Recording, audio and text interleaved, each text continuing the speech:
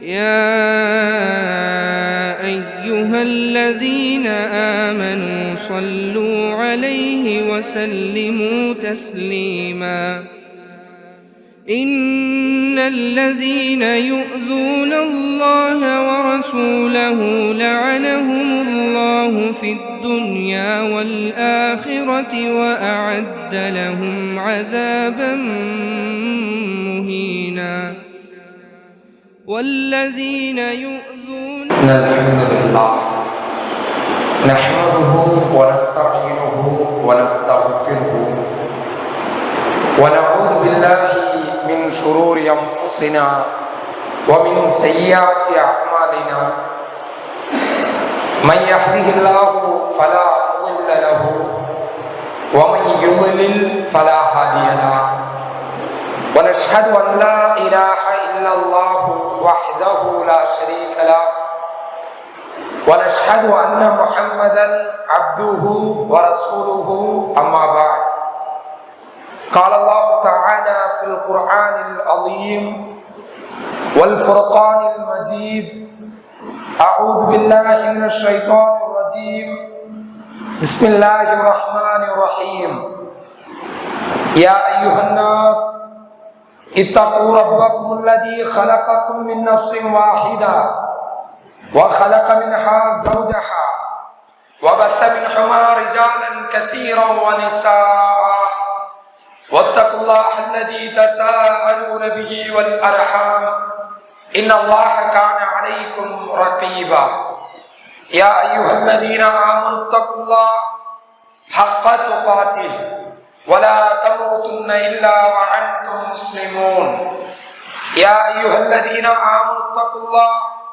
وقولوا قولا سديدا يصلح لكم أعمالكم ويغفر لكم ذنوبكم ومن يطع الله ورسوله فقد فاز فوزا عظيما رب اشرح لي صدري ويسر لي أمري واحلل عقدة من لساني يفقه قولي ربي زدني علما سبحانك لا علم لنا إلا ما علمتنا إنك أنت العليم الحكيم وقال نبينا صلى الله عليه وسلم إن أصدق الحديث كتاب الله وأحسن الحديث حديث محمد وشر الأمور محدثاتها وكل محدثة بدعة وكل بدعة ضلالة وكل ضلالة في النار. கண்ணியத்துக்குரிய அல்லாஹ்வின் நல்லடியார்களே, புகழ் அனைத்தும் ஏக இறைவனாகிய அல்லாஹ் ஒருவனுக்கே உண்டாகட்டுமாக. சாந்தியும் சமாதானமும் உயிரிலும் மேலான முஹம்மது ரசூலுல்லாஹி ஸல்லல்லாஹு அலைஹி வஸல்லம் அவர்கள் மீதும் அவர்களுடைய வழிமுறையை தங்களால் இயன்றவரை பின்பற்றி வாழ்ந்த சத்திய சஹாபாக்கள் சஹாபிய பெண்மணிகளின் மீதும் அனைத்து நல்லடியார்கள் மீதும் குறிப்பாக இங்கே அமர்ந்திருக்கக்கூடிய நம் அனைவரின் மீதும் அல்லாஹ்வுடைய சாந்தியும் சமாதானமும் என்றென்றும் நின்று நிலவட்டுமாக. கண்ணியத்துக்குரிய அல்லாஹ்வின் நல்லடியார்களே, தௌஹீதே நமது உயிர் மூச்சு என்ற தலைப்பில் தொடர்ச்சியாக 4வது நாளாக நாம் ஒரே பயான் நிகழ்ச்சியில் கலந்து கொண்டிருக்கிறோம். பல விஷயங்களை அறிந்திருக்கிறோம். அல்ஹம்துலில்லாஹ். அல்லாஹ் ரப்பல் ஆலமீன் இந்த தௌஹீதை இதுதான் எல்லா விஷயத்திற்கும் அடிப்படையாக இருக்கிறது. அல்லாஹ் ரப்பல் ஆலமீன் தன்னுடைய திருமறை குர்ஆன் சொல்லக்கூடிய நேரத்தில் வஅலமு அன்னஹு லா இலாஹ இல்லல்லாஹ், வணக்கத்திற்குரியவன் அல்லாஹ்வை தவிர வேறு யாரும் இல்லை என்பதை அறிந்து கொள்ளுங்கள் என்று அல்லாஹ் ரப்பல் ஆலமீன் சொல்வதை பார்க்க முடியும். ஏராளமான இடங்களில் இறைவன் இந்த தௌஹீதை மிக மிக ஆணித்தரமாக உறுதியாக நமக்கு சொல்லித் தருவதை பார்க்க முடியும். நபிகள் நாயகம் ஸல்லல்லாஹு அலைஹி வஸல்லம் அவர்களும் இந்த தௌஹீதை மிக அதிகமாக வலியுறுத்தி இருக்கிறார்கள். அதே போன்று இந்த தௌஹீதுக்கு எதிராக இருக்கக்கூடிய ஷிர்கை, இணை வைத்தலை மிக கடுமையாக எதிர்த்திருக்கிறார்கள். எந்த அளவுக்கு என்றால் கிடைக்கக்கூடிய சூழ்நிலைகளில் எல்லாம் இந்த ஷிர்கை, இணை வைத்தலை நபிகள் நாயகம் ஸல்லல்லாஹு அலைஹி வஸல்லம் அவர்கள் எதிர்ப்பார்கள். எந்த அளவுக்கு என்று சொன்னால், நபிகள் நாயகம் ஸல்லல்லாஹு அலைஹி வஸல்லம் அவர்கள் சொல்கிறார்கள், காலிஃபுல் முஷ்ரிகீன், இணை கற்பிக்கக்கூடியவர்களுக்கு மாறு செய்யுங்கள். அவ்ஃபிரு துஹா வக்ஸு சவாரி, மீசையை கத்தரியுங்கள், தாடியை வளருங்கள். எத்தனை விஷயங்களை பாருங்க, சாதாரணமான ஒரு விஷயம் இதெல்லாம். ஆனால் அதில் கூட இந்த முஷ்ரிக்குகளுக்கு நீங்கள் மாறு செய்யுங்கள், மீசையை கத்தரியுங்கள், தாடியை வளருங்கள் என்று ரசூலுல்லாஹி ஸல்லல்லாஹு அலைஹி வஸல்லம் அவர்கள் சொல்லியிருக்கிறார்கள். இதுல சற்று விளக்கமா சொல்லணும்னா, அதிகமான மக்கள் நம்முடைய ஊரை எடுத்துக்கிட்டா தொப்பி வைப்பதற்கு ரொம்ப முக்கியத்துவம் கொடுக்குறாங்க. ஆனா அந்த அளவிற்கு மீசையை கத்தரிக்க வேண்டும், ஒட்டை நறுக்க வேண்டும், தாடியை வளர்க்க வேண்டும் என்பதுல கொஞ்சம் பொடுபோக்காக இருப்பதை நம்மால் உணர முடியும். ரசூலுல்லாஹ்வுடைய வழிமுறை என்னது? தொப்பி போட்டிருக்கிறாங்க, போடாமல் தொழுதிருக்கிறாங்க. நபி தோழர்கள் தலையில துணியை கட்டுவார்கள், தலப்பா மாதிரி கட்டுவாங்க. வெயில் அடிச்சுன்னு வைங்க, தரையில போட்டு தொழுவாங்க. இப்படி எல்லாம் ஹதீஸ்ல பார்க்கிறோம். இன்னும் சொல்ல வேண்டும் என்றால், இந்த மதுஹபுகள் என்று சொல்லக்கூடியவர்கள், ஷாஃபி மதுஹப், ஹனஃபி மதுஹப், அவங்க தொழுகை புத்தகம்னு போடுவாங்க. அந்த புத்தகத்துல கூட தொப்பி வைப்பது சுன்னத்துன்னு வராது, ஃபர்துலையும் வராது, நஃபீலையும் வராது. அப்ப நாம் சிந்தித்து பார்க்க வேண்டும். தொப்பி வைப்பதை ஒரு இபாதத்தாக கூட அவர்களே சொல்லாத நேரத்துல நமக்கு விருப்பம் இருந்தால், எனக்கு அழகா இருக்குது வேணா வைத்துக் கொள்ளலாம். ஆனால் தாடி வைப்பதை நபிகளார் அதிகமாக வலியுறுத்தி இருக்கிறார்கள் என்பதை நாம் நினைவில் கொள்ள வேண்டும். அப்போ முஸ்லிம்களுக்கு தாடி வைக்கக்கூடிய விஷயத்துல அவர்களுக்கு எதிராக மாறு செய்யுங்கள், மீசையை கத்தரியுங்கள், தாடியை வளருங்கள் ரசூலுல்லாஹ் சொன்னாங்க. இப்படி ஒவ்வொரு சந்தர்ப்பத்திலையும் ஷிர்கை எதிர்த்து கொண்டே இருந்தார்கள். கையில ஒரு கயிறு கட்டுறாங்களே, நபிகளார் சொன்னார்கள், மன் தஅல்லக தமீமத்தன் ஃபகத் அஷ்ரக. சாதாரணமா நம்ம நினைக்கிறோம் ஒரு கயிறு தானே, இந்த ஒரு கயிறை ஷிர்க்குன்றாங்க ரசூலுல்லாஹ். அப்ப இப்படி எந்த விதத்திலேயும் ஷிர்க் வந்து விடக் கூடாது என்பதில் நபிகள் நாயகம் ஸல்லல்லாஹு அலைஹி வஸல்லம் அவர்கள் மிக தெளிவாக இருந்தார்கள். அல்லாஹ்வை தவிர யாருக்கும் சஜிதா செய்யக்கூடாது, அதுல ஷிர்க் வந்துடக்கூடாது. சத்தியம் அல்லாஹ்வை தவிர வேற யாருக்கும் சத்தியம் செய்யக்கூடாது, அதில் ஷிர்க் வந்து விடக்கூடாது. இப்படி ஒவ்வொரு விஷயத்திலேயும் நபிகள் நாயகம் ஸல்லல்லாஹு அலைஹி வஸல்லம் அவர்கள் ஷிர்க் வந்துவிடக் கூடாது என்பதுல மிக தெளிவாக இருந்தார்கள். அதே போன்றுதான் நபி தோழர்களும் இருந்தார்கள். ஆனா இன்றைக்கு நவீனவாதிகள் சுன்னத்தை பின்பற்றுகிறோம் என்று பேசக்கூடியவர்கள் விதத்தை நபிகளார் சொன்னதற்கு நேர் எதிரான கருத்துக்களை கிடைக்கக்கூடிய வழியில் எல்லாம் ஷிர்க்க உருவாக்கிட்டே இருக்கிறான். என்ன சொல்றாங்க? ரசூலுல்லாஹ் சாதாரண மனிதர் கிடையாது, ரசூலுல்லாஹ் மரணிக்கவில்லை. நம்ம யோசிக்கலாம், ஏன் ரசூலுல்லாஹ் தானே மரணிக்கலன்னு சொல்றான், ரசூலுல்லாஹ் தானே சாதாரண மனிதர் சொல்றான், இது ரசூலுல்லாஹ் புகழதானே சொல்றான் நம்ம நினைக்கலாம். இதனுடைய நோக்கம் வேற. என்ன நோக்கம்? ரசூலுல்லாஹ் சாதாரண மனுஷன் இல்லைன்னா, ரசூலுல்லாஹ் மரணிக்கவில்லை என்றால் அவருடைய அவுலியான்னு சொல்றான்ல, அந்த அவுலியாக்கள் மரணிக்க மாட்டார்கள். அவுலியாக்கள் உயர்ந்தவர்கள், அதாவது அவர்கள் சாதாரண மனிதர்கள் கிடையாது என்ற கருத்தை மக்களுக்கு மத்தியில விதைப்பதற்கு தான் ரசூலுல்லாஹ் மரணிக்கவில்லை. இது எவ்வளவு பெரிய அபத்தமான ஒரு கருத்து. சாதாரண வார்த்தை தான், ரசூலுல்லாஹ் மரணிக்கல, மிகப்பெரிய ஷிர்க் இது. அல்லாஹு லா இலாஹா இல்லா ஹுவல் ஹய்யுல் கய்யூம். அல்லாஹ், அவனை தவிர வணக்கத்துக்குரிய வேறு கடவுள் கிடையாது, அவன் என்றென்றும் உயிரோடு இருப்பவன். அல்லாஹ் மட்டும்தான் உயிரோடு இருப்பான். இன்னொருவர் உயிரோடு இருக்கிறான் என்று சொன்னால் அவரை அல்லாஹ்வுடைய அந்தஸ்து கொண்டு போயிடணும். நபிகளார் மரணிக்க மாட்டார்கள் என்றால் பல பாடல்கள் எல்லாம் பாடுறான். என்ன சொல்றான்? வாரும் நபியே, நம்ம கேள்விப்பட்டிருப்போம். வாருன்னா என்ன? ரசூலுல்லாஹ் மௌத்தாகி விட்டார்கள், இப்ப வாருன்னு சொன்னா என்ன அர்த்தம்? உயிரோடு இருக்கிறார்கள், வாருங்கள் என்று அழைக்கிறார். எவ்வளவு பெரிய ஷிர்க்! இப்படி ஏராளமான பாடல்கள் மூலமாக ரசூலுல்லாஹ் பல பேர் சுன்னத் ஜமாத் சொல்லக்கூடியவர்கள் வழிகேட்டை விதைக்கக்கூடிய பயானம் பண்றாங்க, ரசூலுல்லாஹ் உயிரோடு இருக்கிறார்கள் என்று. எவ்வளவு பெரிய அபத்தமான ஒரு கருத்து! குர்ஆனுக்கும் சுன்னாவிற்கும் மிகவும் எதிரான கருத்து. அல்லாஹ் ரப்பல் ஆலமீன் தன்னுடைய திருமறை குர்ஆன் சொல்கிறான், நபியே இன்னஹும் மையத்துன், நீங்கள் மரணிக்கக்கூடியவர், நீங்கள் மௌத் தான், நீங்கள் மையத் என்று சொல்கிறான். அவர்களும் மரணிக்கக்கூடியவர்கள். இதற்கு மிக அழகான ஒரு வரலாற்று செய்தியை நம்மால் சொல்ல முடியும். உஹது போர்க்களம் நடைபெறுகிறது. அந்த நேரத்துல ஒரு தகவல், ஒரு வதந்தி பரவுது. எப்படி? ரசூலுல்லாஹ் மரணித்து விட்டார்கள், ரசூலுல்லாஹ் மரணித்து விட்டார்களா? இது ஒரு பொய்யான ஒரு அவதூறு பரவுது. பல பேர் விட்டுட்டு ஓடிட்டான். போர்க்களத்துக்கு வந்தவன் ரசூலுல்லாஹ் மரணித்து விட்டார்கள் என்ற செய்தியை கேட்ட உடனே கிளம்பி போயிடுறான். ஆனா ரசூலுல்லாஹ் மரணிக்கல. அல்லாஹ் ரப்பல் ஆலமீன் உடனடியாக ஒரு வசனத்தை அனுப்புகிறான். என்ன வசனம்? வமா முஹம்மதுன் இல்லா ரசூல் கத் خلت من قبلهم الرسل افإن مات او قتل انقلبتم على أعقابكم. இறைவன் கேட்கிறான், இந்த முஹம்மது இவர் தூதரை தவிர வேறு யாரும் இல்லை. இவருக்கு முன்னால் பல தூதர்கள் வந்திருக்கிறார்கள். அவர்கள் மரணித்து விட்டால் அல்லது கொல்லப்பட்டு விட்டால், இதுல என்ன இறைவன் சொல்றான்?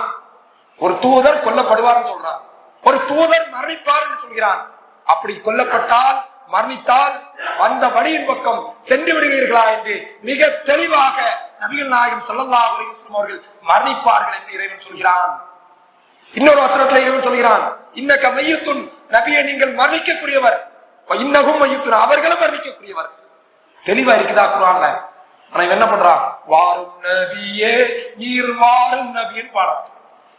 மாணவர்களுக்கு பயிற்சி கொடுக்கிறான். இது மிகப்பெரிய ஷிர்க்ல குர்ஆனுக்கு எதிரான கருத்தை கிடைக்கிற சான்ஸ்ல எல்லாம் எதற்கு சொல்றானா? ரசூலுல்லாஹ் வாழ்கிறார்கள் என்று சொன்னால்தான், ரசூலுல்லாஹ் மரணிக்கவில்லை என்று சொன்னால்தான் இவனுடைய அவுலியா மரணிக்காம இருக்கிறாரு, என்ன வேணாலும் கேட்டுக்க, கபர்ஸ்தான போய் முட்டிக்க அப்படி சொல்ல முடியும் என்பதற்காக விஷத்தை விதைத்துக் கொண்டிருக்கிறார்கள். ரசூலுல்லாஹ்வை குர்ஆனை மறுத்தாலும் பரவாயில்லை. இப்படி இதுல நம்ம தெளிவா இருக்கணும். அது மட்டுமல்ல, நபிகள் நாயகம் ஸல்லல்லாஹு அலைஹி வஸல்லம் அவர்கள் மரணித்து ஜனாசாவா இருக்கிறாங்க.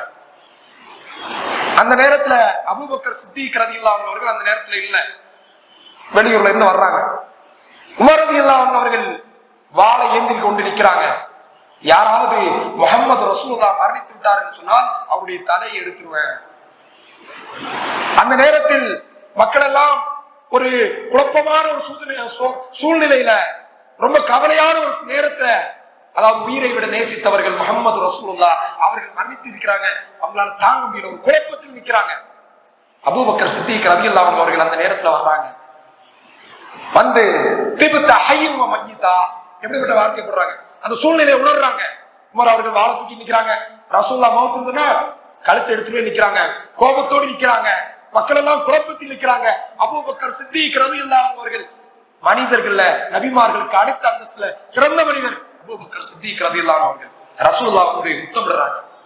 முத்தமிட்டு விட்டு சொல்றாங்க, திபுத ஹய்யும் வ மய்யிதா, நபிகளாரே நீங்கள் உயிரோடு இருக்கக்கூடிய நேரத்தில் நறுமணம் கமழ்ந்தீர்கள், மரணித்ததற்கு பிறகு நறுமணம் கமழ்கிறீர்கள் அப்படின்னு என்ன வார்த்தை இருக்கிறாங்க? ரசூலுல்லாஹ்வை நீங்க மௌத்தாகக்கூடியவங்க தான், ரசூலுல்லாஹ்வை மரணிக்கக்கூடியவர் என்ற செய்தியை மக்களுக்கு சொல்லிக் கொடுக்கிறாங்க. அடுத்த ஒரு அழகான வாசகத்தை சொல்வார்கள், மன் கான யஅபுது முஹம்மதன், யார் இந்த முஹம்மதை வணங்குகிறார்களோ அவர்கள் அறிந்து கொள்ளட்டும், இந்த முஹம்மதன் கத்மாத், இந்த முஹம்மது மரணித்து விட்டார். மன் கான யஅபுதுல்லாஹ், யார் அல்லாஹ்வை வணங்குகிறார்களோ அவர்கள் அறிந்து கொள்ளட்டும், ஓ ஹுவ ஹய்யுன் லா யமூத், அல்லாஹ் மரணிக்க மாட்டான், அவன் உயிரோடு இருப்பவன் என்று சொன்னார்கள். மக்கள் எல்லாம் அப்படியே அபூபக்கர் சித்திக் ரலியல்லாஹு அன்ஹு இடத்துல வந்துடுறாங்க. என்ன கருத்து என்ன சொல்றாங்க? யார் முகம்மதை வணங்கி கொண்டிருந்தார்களோ அவங்க அறிஞ்சுக்கோங்க, அவர் மௌத்தாயிட்டாரு.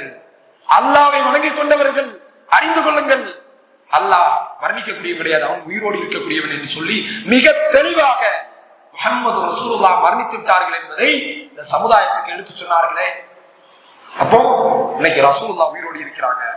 என்ன ஒரு விஷ பிரச்சாரத்தை, மிகப்பெரிய சிறுக்கை கிடைக்கக்கூடிய நேரத்துல எல்லாம் மக்களுக்கு பிரச்சாரம் செய்யறான். பெரிய தாடி, பெரிய ஜுப்பா போட்டிருக்கிறான், சொல்வது ஃபுல்லா சிறுக்கா இருக்கிறது. நஅஊது பில்லாஹ், அல்லாஹ் ரப்பல் ஆலமீன் நம் அனைவரையும் பாதுகாத்துக் கொள்ள வேண்டும். முஹம்மது ரசூலுல்லாஹ் சாதாரண மனிதர் கிடையாதுன்னு சொல்றான். மனிதர்களானா யாரு? அல்லாஹ்வுடைய ரசூல்.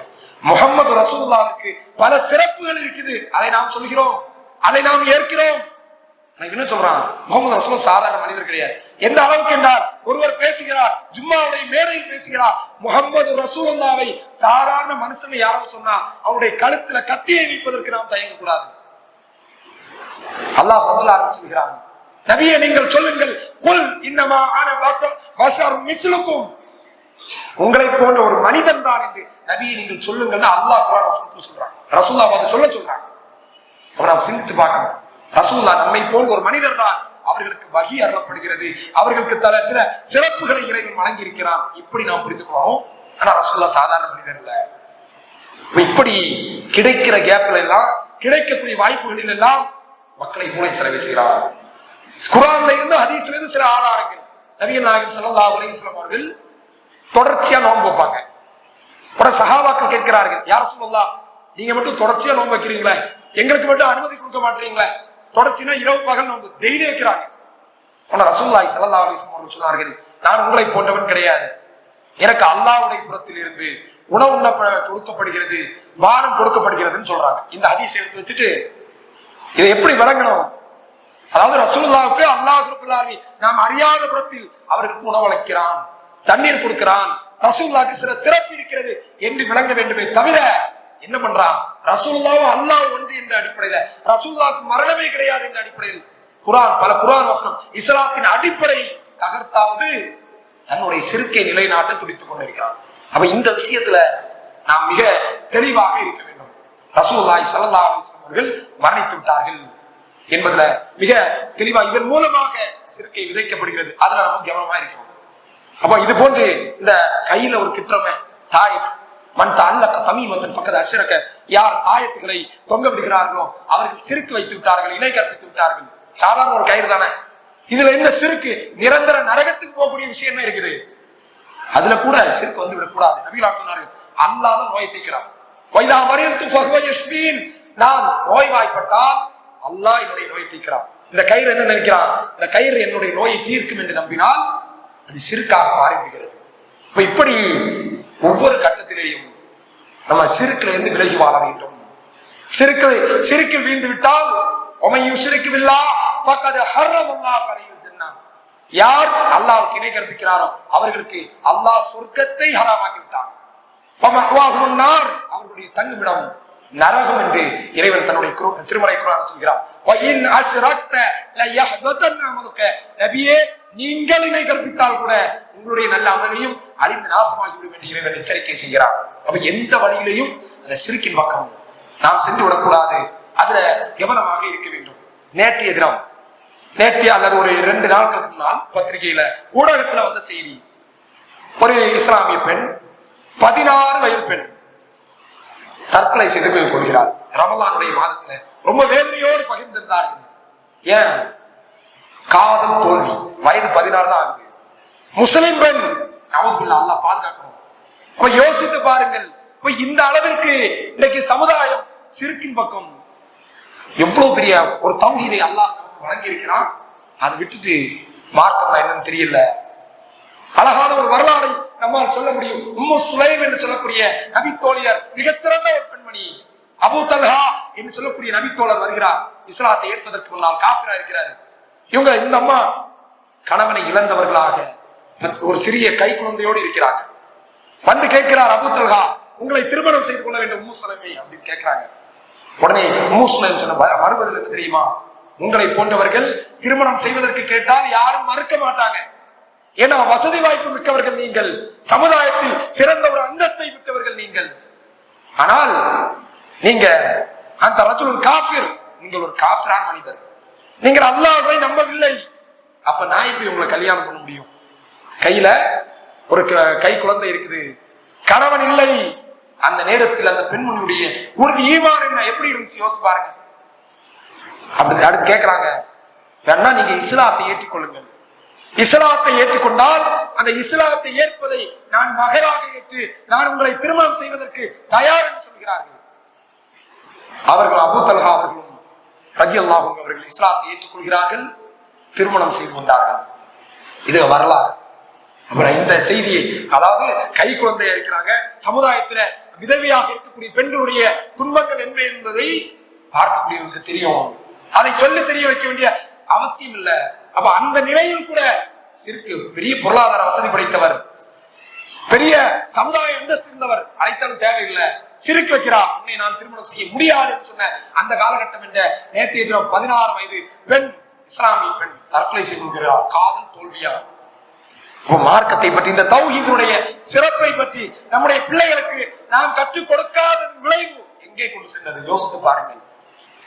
இந்த தௌஹீதுக்காக எவ்வளவு கஷ்டங்கள் சிரமத்தை நபி தோழர்கள் நபிமார்கள் சந்தித்திருக்கிறார்கள். ஒவ்வொரு வரலாறுகளை பார்க்கக்கூடிய நேரத்தில் இப்படியெல்லாம் வாழ்வார்களா என்று நம்மை நாமே ஆச்சரியப்பட்டு விடுவோம். அஸ்மா பின்த் உமைஸ் என்று சொல்லக்கூடிய ஒரு பெண்மணி, ஒரு நபி தோழியர், மிக சிறப்பான நபி தோழியர். நாமெல்லாம் கேள்விப்பட்டிருப்போம். அஸ்மா ரலியல்லாஹு அன்ஹா அவர்கள் ஆயிஷா அவர்களுடைய தங்கை. அதாவது அபூபக்கர் சித்திக் ரலியல்லாஹு அவர்களுக்கு 2 மகள்கள், ஆயிஷா ரலியல்லாஹு அன்ஹா, அஸ்மா ரலியல்லாஹு அன்ஹா. அஸ்மா ரலியல்லாஹு அன்ஹா அவர்கள் வேற. இவங்க யாரா? அஸ்மா பின்த் உமைஸ். இவர்கள் யார் என்றால் இஸ்லாத்தை ஆரம்ப காலகட்டத்தில் ஏற்கிறாங்க. ஆரம்ப காலகட்டத்தில் ஏற்கிறார்கள் கிட்டத்தட்ட 30 பேர் தான் இஸ்லாத்துக்குள்ள இருக்கிறாங்க. அந்த நேரத்தில் ஆரம்பத்தில் ஏற்றவர்களுக்கு தனி சிறப்பு இருக்கிறது இஸ்லாத்தில்.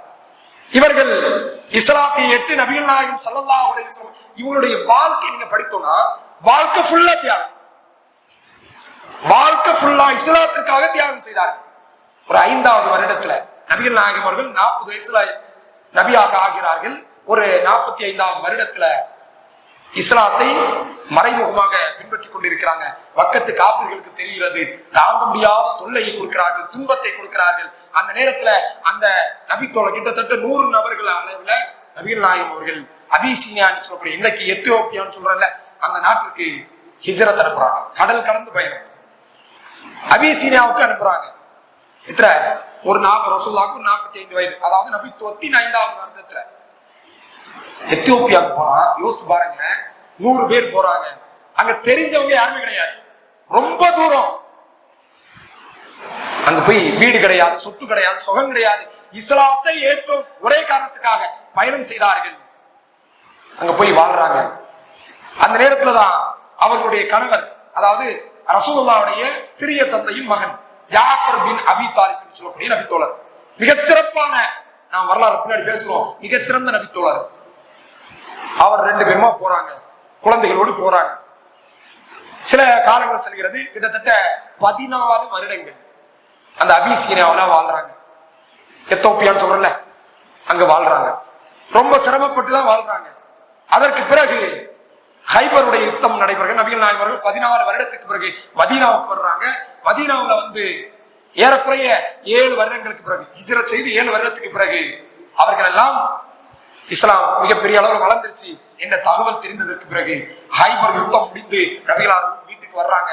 அந்த நேரத்தில் தன்னுடைய தோழர்கள் எல்லாம் கிட்டத்தட்ட 100 நபி தோழர்கள் அந்த அபிசீனியாவில இருந்து மதீனாவுக்கு வர்றாங்க. நபிகளாருக்கு ரொம்ப மகிழ்ச்சி. நீண்ட நாளுக்கு கிட்டத்தட்ட 14 வருடத்துக்கு பிறகு தன்னுடைய தோழரை பார்க்கிறோம். ரசூலுல்லாஹ் ஆரம்பத்தில் அனுப்பி விட்டாங்க. அந்த அபிசீனியாவில நஜ்ஜாசி என்று சொல்லக்கூடிய ஒரு நல்ல ஒரு மனிதர் இருக்கிறாரு, அவர் உங்களுக்கு அடைக்கலம் தருவார், போய் வாழுங்க. அங்க பல சிரமத்தை சந்தித்து வாழ்றாங்க. வாழ்ந்துட்டு ஹைபர் போர்க்களம் நடைபெறுகிறது. போர்க்களம் நடைபெற்று வெற்றியோடு இருக்கிறாங்க. அந்த நேரத்துல நபிகளாருக்கு இன்னொரு அழகான மகிழ்ச்சியான சந்தர்ப்பமாக இந்த நபித்தோழர்களும் வர்றாங்க. அஸ்மா பின்த் உமைஸ் என்று சொல்லக்கூடிய அந்த நபித்தோழர், அவருடைய கூட்டத்தினர்கள் எல்லாம் வர்றாங்க. 100 நபித்தோழர்கள். நபிகளாருக்கு ரொம்ப மகிழ்ச்சியான தருணம். ஒரு சந்தர்ப்பத்துல அந்த நேரத்துல உமர் ரலியல்லாஹு அன்ஹு அவர்கள் தன்னுடைய மகளுடைய வீட்டுக்கு போறாங்க. ஹப்ஸா ரலியல்லாஹு அன்ஹா அங்க வீட்டுக்கு போனா ஒரு பெண்மணி, அதாவது அடையாளம் தெரியாத ஒரு பெண்மணி இருக்கிறாங்க. அது யார் என்று விசாரிக்கக்கூடிய நேரத்தில் இவர்தான் அஸ்மா பின்த் உமைஸ். யார் அஸ்மா பின்த் உமைஸ்? அது கடல் கலந்து அபிசீனியா பயணம் செய்தார்களே அவர்களா அப்படின்னு உமர் ரலியல்லாஹு அன்ஹு அவர்கள் கேட்கிறாங்க.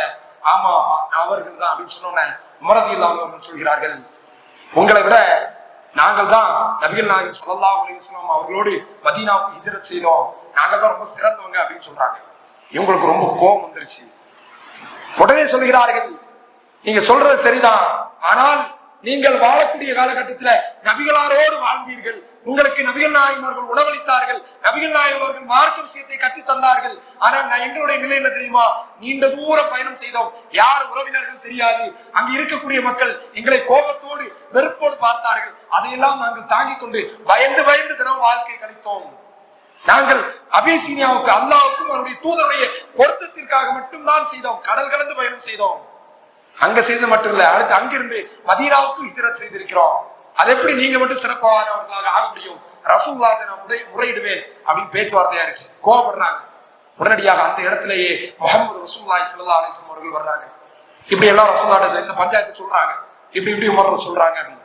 உடனே ரசூலுல்லாஹி ஸல்லல்லாஹு அலைஹி வஸல்லம் அவர்கள் சொன்னார்கள், உங்களை விட அவர்கள் எனக்கு நேசத்துக்குரியவர்கள் கிடையாது. யாரு? அஸ்மா பின் உமைஸ் அவர்களை பார்த்து சொல்றாங்க, நீங்களும் உங்களுடைய கூட்டத்தார்களை விட அந்த உமரும் அவருடைய கூட்டத்தாரும் எனக்கு அதிகமான நேசத்துக்குரியவர்கள் கிடையாது, எல்லாரும் ஒரே அளவுதான். இன்னும் சொல்ல வேண்டும் என்றால் உங்களுக்கு 2 ஹிஜ்ரத்துடைய நன்மை இருக்கிறது என்றாங்க. நீங்க அவர்கள் மக்காவில இருந்து மதீனா மட்டும்தான் ஹிஜ்ரத் செய்தாங்க, நீங்க மதீனாவில இருந்து அபிசீனியாவில இருந்து மதீனாவுக்கு ஹிஜ்ரத் செய்திருக்கீங்க, உங்களுக்கு 2 ஹிஜ்ரத்துடைய நன்மை இருக்கிறது என்று ரசூலுல்லாஹி ஸல்லல்லாஹு அலைஹி வஸல்லம் சொன்னார்கள். சொன்ன மாத்திரத்தை அஸ்மா பின் உமைஸ் அவர்களுக்கு அந்த சந்தோஷத்தின் வெளிப்பாடாக அல்லாஹு அக்பர் லா இலாஹ இல்லல்லாஹ் அந்த இடத்திலேயே வீர முழக்கம் விடுகிறார்கள். உடனே அந்த செய்தியை கேட்ட உடனே மக்கள் எல்லாம் ஒன்று கூடுகிறார்கள். அந்த மக்களுக்கு நூற்றுக்கணக்கான அந்த அபிசீனியாவில் ஹிஜ்ரத் செய்த அந்த மக்களுக்கு மிகவும் மகிழ்ச்சி. எந்த அளவுக்கு என்று சொன்னால் அந்த அஸ்மா பின் உமைஸ் என்று சொல்லக்கூடிய அந்த நபி தோழியர் சொல்வார்கள், எங்களுக்கு உலகத்திலே நபிகள் நாயகம் ஸல்லல்லாஹு அலைஹி வஸல்லம் அவர்கள் சொன்னார்கள், இந்த ஒரு வார்த்தை இதை விட சிறப்பான ஒரு வார்த்தை கிடையாது, அவ்வளவு மகிழ்ச்சியாக எங்களுக்கு இருந்தது அப்படின்னு சொல்றாங்க. இப்ப சில காலங்கள் செல்கிறது, கிட்டத்தட்ட வந்து மதீனாவுக்கு வந்தாச்சு. ஒரே ஒரு வருடங்கள் ஜாஃபர் பின் அபி தாலிபோடு நல்ல நிம்மதியாக வாழ்கிறார்கள். அந்த நேரத்துல நபிகள் நாயகம் ஸல்லல்லாஹு அலைஹி வஸல்லம் அவர்கள் அழைக்கிறார்கள், முஅத்தா என்று சொல்லக்கூடிய போர்க்களம் நடைபெற இருக்கிறது, தோழர்களே வாருங்கள் என்று. இத்தனை 16 வருஷம் யார் உறவினர்கள் யாரையும் பார்க்கல, ஒரே அபிசீனியாவில் இருந்தாச்சு. இப்ப நிம்மதியா வாழலாம்னு பார்த்தா 1 வருஷத்திலே போர்க்களம். நம்மள எல்லாம் கூப்பிட்டு இருந்தா என்ன சொல்லுவோம், வேற யாராவது கூப்பிடுங்க, யாரா சொல்லலாம், இத்தனை நாள் அங்க போயிட்டு வந்தோம், இன்னும் இங்க வர முடியுமா? அதெல்லாம் அந்த நபி தோழர்கள்ட்ட இல்ல. ஜாஃபர் பின் அபி தாலிப் அவர்கள் போருக்கு தயாரானார்கள். நபிகள் நாயகம் ஸல்லல்லாஹு அலைஹி வஸல்லம் அவர்கள் எந்த போருக்கும் சொல்லாத ஒரு வார்த்தையை இந்த முஅத்தா என்று சொல்லக்கூடிய போர்ல சொன்னார்கள். என்ன தெரியுமா? ஸைத் என்று சொல்லக்கூடிய நபி தோழர் ஸைத் பின் ஹாரிஸ், இவர் போர்படை தளபதியாக களத்தில் இருப்பார், இஸ்லாத்தினுடைய கொடியை தூக்குவார். அவர் கொல்லப்பட்டால் அதற்கு பிறகு ஜாஃபர் பின் அபி தாலிப் இஸ்லாத்தினுடைய கொடியை தூக்குவார். அவர் கொல்லப்பட்டால் அப்துல்லா பின் ரவாஹா கொடியை தூக்குவார் சொன்னாங்க ரசூலுல்லாஹி ஸல்லல்லாஹு அலைஹி வஸல்லம். எது வரைக்குமே கொல்லப்பட்டால் இவர் கொல்லப்பட்டார் என்று சொன்னதே கிடையாது. சில விஷயங்கள் அவங்களுக்கு புரிய வருது, கொல்லப்படுவோம் என்ற செய்தி மறைமுகமா அதில் இருக்கிறது. ஆனாலும் போர்க்களத்துக்கு சென்றார்கள். முஅத்தா போர்க்களம் என்பது சாதாரண போர் கிடையாது. அன்றைய காலகட்டத்தில் மிக பெரும் வல்லரசாக இருந்தவர்கள் ரோமர்கள். ரோமாபுரி இன்னைக்கு அமெரிக்கா ரஷ்யாவை போன்று ஒரு மிகப்பெரிய வல்லரசு. ரோமர்களை எதிர்ப்பது தற்கொலை செய்வதற்கு சமம் சொல்லுவாங்க. கிட்டத்தட்ட 2 லட்சம் பேர்கள் ரோமர்களை இஸ்லாமிய படை எதிர்கொண்டது. 3000 பேர் கொண்ட இஸ்லாமிய படை எதிர்கொள்கிறது. போர் நடைபெறுகிறது. முதலாவதாக அந்த ஸைத் ரலியல்லாஹு அன்ஹு அவர்கள் கொல்லப்படுகிறார்கள், போர்படை தளபதி கொல்லப்படுகிறார்கள். அதற்கு பிறகு ஜாஃபர் பின் அபி தாலிப் என்று சொல்லக்கூடிய நபி தோழர் இஸ்லாத்தினுடைய கொடியை தூக்குகிறார். ஒரு வீரத்தோடு போர் செய்கிறார். எந்த அளவுக்கு என்றால் வீரமே அவருடைய போரை பார்த்து ஆச்சரியப்படக்கூடிய அளவுக்கு மிக கடுமையாக போர் செய்கிறார். எந்த அளவுக்கு சொன்னா சுப்ஹானல்லாஹ், கற்பனை கூட பண்ண முடியாது. ஒரு கை வெட்டப்படுகிறது, இன்னொரு கையில வாளை வைத்து போர் செய்கிறார். இஸ்லாத்தினுடைய கொடியை தூக்கி வைத்திருக்கிறார். 2வது கை வெட்டப்படுகிறது, மீண்டும் போர் செய்கிறார். தன்னுடைய பல்லில இஸ்லாத்தினுடைய கொடியை தூக்கி சுமந்து கொண்டிருக்கிறார். யோசித்து பாருங்கள், தௌஹீதை நிலைநாட்ட வேண்டும் என்பதற்காக ஒரு கை வெட்டப்படுகிறது, 2வது கையில சுமக்கிறார். 2வது கை வெட்டப்படுகிறது, தன்னுடைய பல்லில் இஸ்லாத்தினுடைய கொடியை சுமந்து கொண்டிருக்கிறார். சுப்ஹானல்லாஹ், யோசித்து பாருங்க எவ்வளவு தியாகம். இதை விட ஒரு தியாகம் இருக்குமா? அந்த தௌஹீதுடைய அந்த முக்கியத்துவத்தை உள்ளத்தில் சுமந்தார்கள் நபித்தோழர்கள். அந்த பல்லில சுமக்கிறாரு. கிட்டத்தட்ட மிக கடுமையான காயங்கள், அம்பு மழையால் அவருடைய உடல்கள் சின்னாபின்னமாக்கப்பட்டு கடைசியாக ஷஹீதாகிறார். அதற்கு பிறகு அப்துல்லா பின் ரவாஹா இஸ்லாத்தினுடைய குறையை சுமக்கிறார், அவர் மௌத்தாகப்படுகிறார். அதற்கு பிறகு ஹாலித் பின் வலீத் என்று சொல்லக்கூடிய, அதாவது அல்லாஹ்வுடைய